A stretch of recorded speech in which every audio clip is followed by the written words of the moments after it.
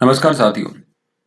आज से हम एक नई सीरीज प्रारंभ कर रहे हैं जिसमें राजस्थान के इतिहास और कला संस्कृति के बारे में जो महत्वपूर्ण प्रश्न विभिन्न प्रतियोगी परीक्षाओं में पूछे गए हैं उनकी हम चर्चा करेंगे। तो पहला सवाल हमारे सामने है, निम्नलिखित में से किस स्थल से शासक मीनांडर के 16 सिक्के प्राप्त हुए हैं।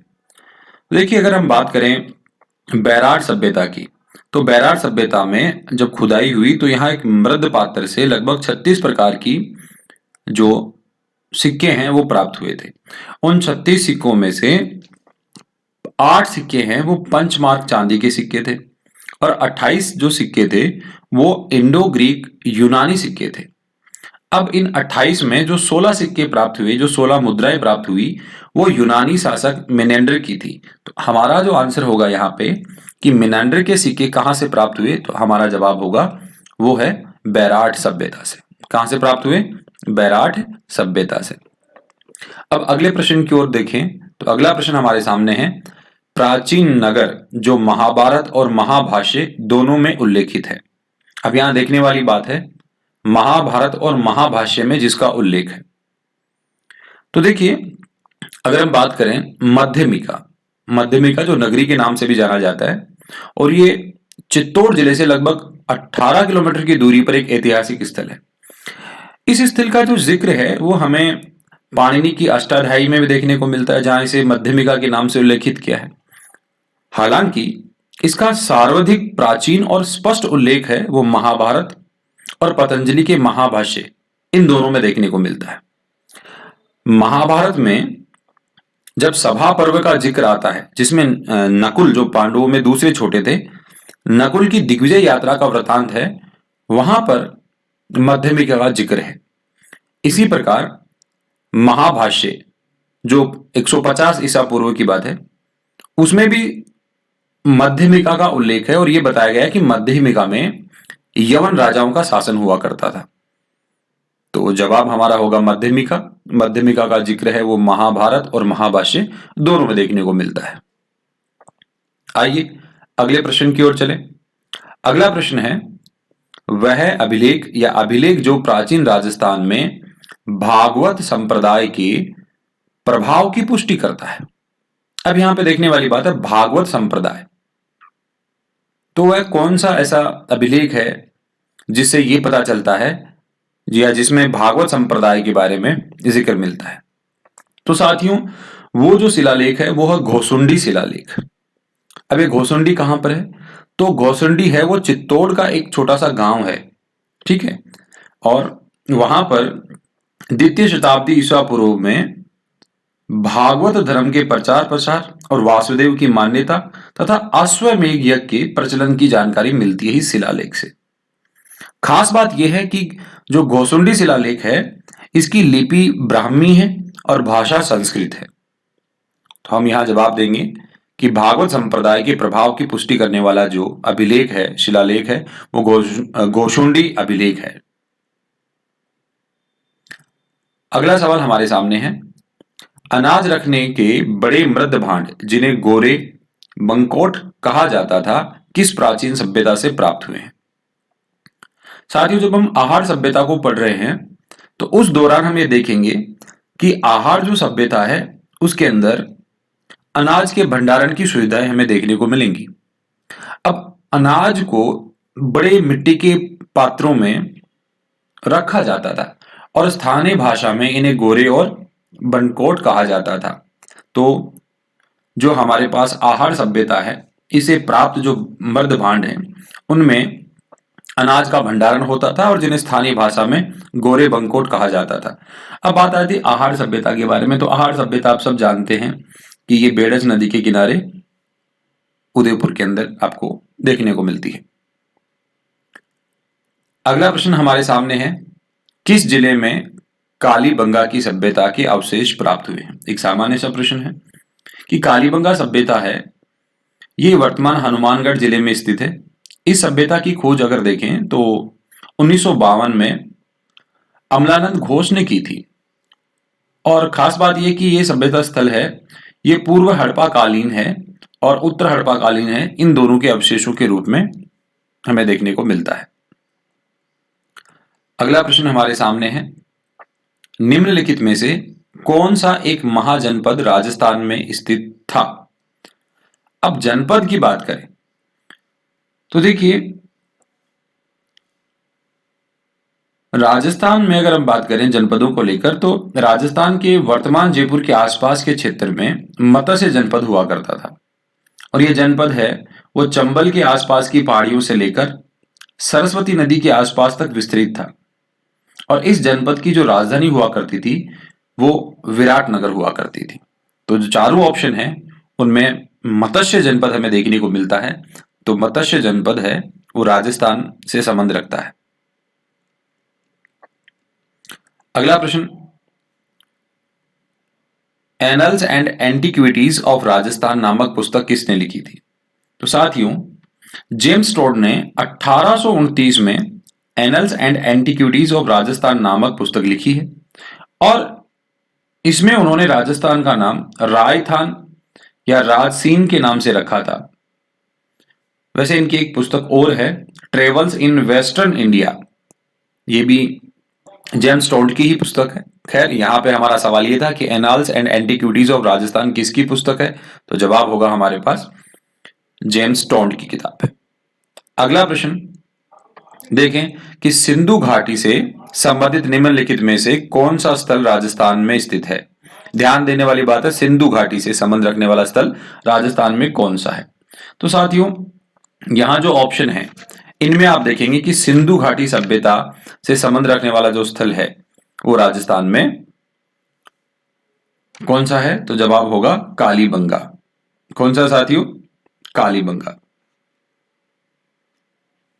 ऑप्शन बी हमारा यहां पे आंसर हो जाएगा, तो कालीबंगा होगा। ठीक है, अब हम आगे और देखें, अगले सवाल की तरफ बढ़ते हैं। तो अगला जो सवाल है हमारा वह है, महाभारत के अनुसार किस महाजनपद में पांडवों ने अज्ञातवास के समय जीवन व्यापन किया था? साथियों, सब जानते हो कि अज्ञातवास पांडवों का जो गुजरा है वो मत्स्य जनपद में गुजरा है। तो महाभारत के अनुसार अगर बात करें, मत्स्य जनपद में पांडवों का अज्ञातवास यहां बीता है। अगला प्रश्न हमारे सामने है, कौन सा पुरातात्विक स्थल अपने जिले से सही सुमेलित नहीं है? मतलब हमें देखना है कि एक पुरातात्विक स्थल और उसे संबंधित जिला। अब जो जिला या जो पुरातात्विक स्थल अपने सही जिले के साथ मैच नहीं खाता वो हमें बताना है। साथियों, जैसा कि हमें पता है कि कालीबंगा है वो हनुमानगढ़ में है, बागोर है वो भीलवाड़ा में है, गणेश्वर है वो सीकर में है। अब गणेश्वर नीमका थाना में हो जाएगी, इस बात का ध्यान रखें। बैराट है वो जयपुर जिले में है। तो हमारे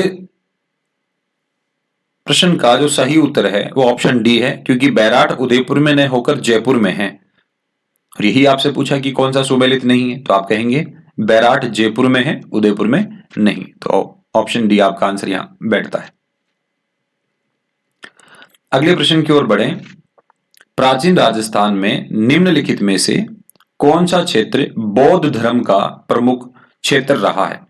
मतलब प्राचीन राजस्थान में अगर हम देखें कि वो कौन सा स्थल है जहां बौद्ध प्रभाव ज्यादा देखने को मिला है, तो आप इस बात से अच्छे से अवगत होंगे कि जो बैराट है, वर्तमान जयपुर के आसपास का इलाका, यहां पर बौद्ध धर्म बहुत पनपा प्रसारित हुआ। अब इसके अवशेष आप देखेंगे तो यहां पर जो मंदिर हैं वो गोल गुंबद वाले हैं, यहाँ पे स्तूप देखने को मिलेंगे, बौद्ध मठ देखने को मिलेंगे। और ये सब के सब हीनयान संप्रदाय से संबंध रखते थे।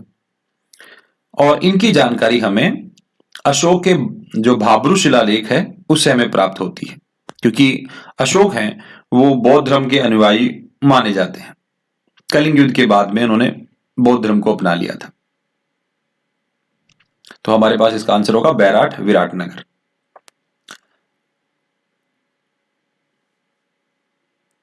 निम्नलिखित में से कौन सा सुमेलित नहीं है? एक तरफ पुरातात्विक स्थल है और एक तरफ दे रखा है उनके उत्खननकर्ता। अब हमें इनकी जानकारी लेनी है।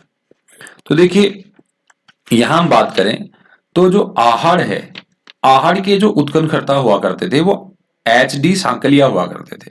एच डी सांकलिया गणेश्वर के रतन चंद्र अग्रवाल थे, बैराट के डी.आर. साहनी और बागोर के बी.एन. मिश्र थे।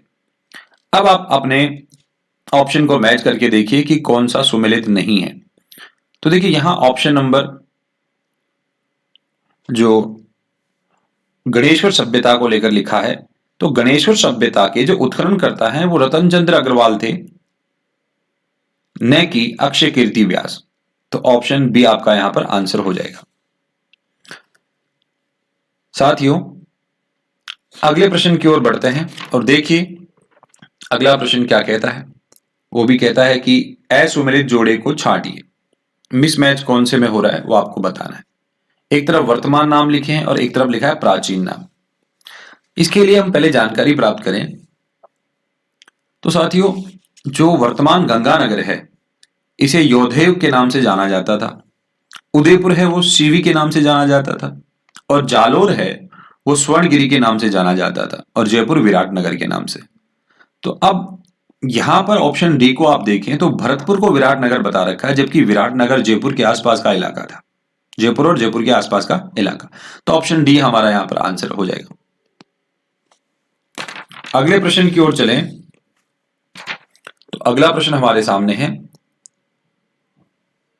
कि पुरातात्विक स्थल और जिला, इनमें आपको बताना है कि कौन सा सुमेलित नहीं है। यह आपको जानकारी होनी चाहिए इनके बारे में। तो देखिए, कालीबंगा है वो हनुमानगढ़ में है, आहड़ है वो उदयपुर में है, गणेश्वर है वो आप देखेंगे सीकर में है, और बैराट जयपुर में है। अब आपको बताना है कि इसमें कौन सा मिसमैच करता है। तो कालीबंगा चूरू में न होकर कहां पर है? हनुमानगढ़ में है। अगला प्रश्न, बिजोलिया अभिलेख किस वंश के इतिहास की जानकारी का महत्वपूर्ण साधन है? ध्यान से सुनिए, बिजोलिया अभिलेख किस वंश के इतिहास की जानकारी देता है हमें, यह हमें बताना है। साथियों, बिजोलिया जो अभिलेख है ये शाकंभरी सांबर में है, और वहां आप देखेंगे तो जो चौहान शासक हैं, अजमेर के चौहान हैं, उनका वर्णन मिलता है। खास बात है, ये शिलालेख है वो भीलवाड़ा के बिजोलिया गांव के पार्श्वनाथ मंदिर के पास स्थित है, और यह अभिलेख गुणभद्र द्वारा संस्कृत भाषा में रचा गया था। तो हम यहां पर जवाब देंगे, चौहानों के इतिहास की जानकारी देता है। आमेर के जो चौहान है उनकी जानकारी हमें मिलती है शिलालेख से, अभिलेख से, सॉरी। अगला सवाल है, निम्नलिखित में से किस स्थल को ताम्रवती नगरी के नाम से भी जाना जाता है? अब ताम्रवती नगरी के नाम से जिस सभ्यता स्थल को जाना जाता है वो है आहड़। आहड़ सभ्यता है ये ताम्रवती नगरी के नाम से जानी जाती थी। आहड़ सभ्यता है ये उदयपुर की जो बेड़च नदी है या आयड़ नदी है उसके तट पर विकसित हुई है, जैसा कि आप जानते हैं। और ये धूल के टीले या मिट्टी के टीले के नीचे दबी हुई मिली, इसलिए इसे धूलकोट के नाम से भी जाना जाता है। और इसका जो उत्खनन है वो 1953 में अक्षय कीर्ति व्यास के नेतृत्व में किया गया था। तो साथियों, आज के लिए इतना ही। अगले वीडियो में और प्रश्नों के साथ मिलेंगे। जय हिंद, जय भारत, जय राजस्थान। धन्यवाद।